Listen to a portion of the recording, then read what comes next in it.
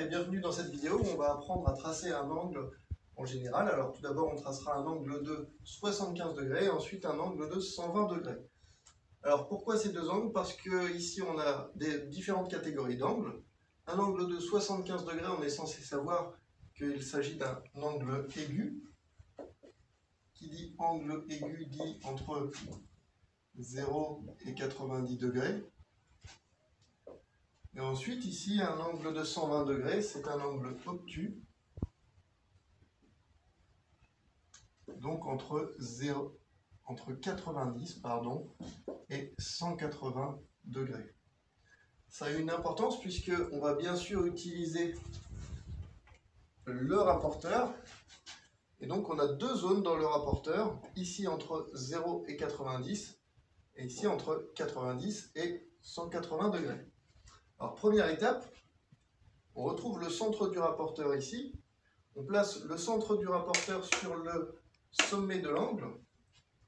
Ensuite, on choisit un 0 du rapporteur que l'on aligne avec le côté de l'angle déjà tracé. Donc ici, j'ai choisi celui-ci.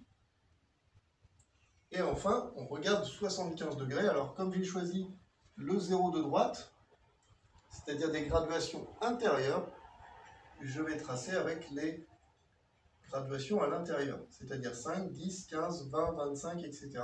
jusqu'à 75 degrés. Si j'avais choisi de la même façon avec le centre du rapporteur, j'aurais également pu tracer un angle de 75 degrés, mais il aurait été orienté vers le bas. Donc ça aurait fonctionné également. Ensuite, je reprends ma règle et je trace donc mon angle de 75 degrés que je note X, O, Y.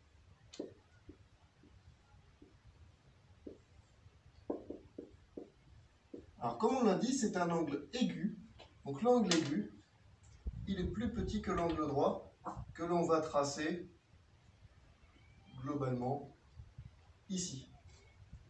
Et ça a une importance parce que quand on trace donc l'angle obtus, toujours avec le rapporteur bien sûr, de la même façon je vais placer le centre du rapporteur ici, le 0 du rapporteur ici.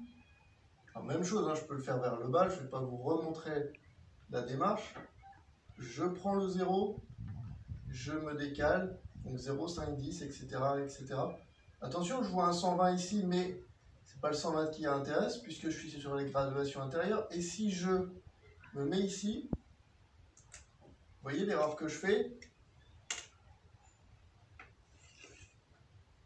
c'est que en mettant 120 degrés ici, par rapport à l'angle droit, je suis sur la trace d'un angle aigu. Or, on a classé ça comme un angle obtus. Ça s'appelle une erreur de 0. Donc, je recommence avec toujours le même 0, mais sans me tromper. J'ai glissé un petit peu avec mon rapporteur.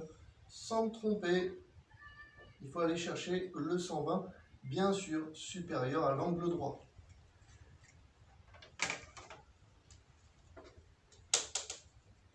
Et donc l'angle obtus X ou Y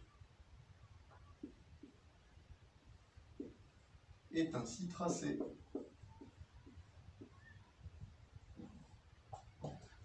Voilà, merci de m'avoir écouté. N'hésitez pas à poser des questions. Au revoir.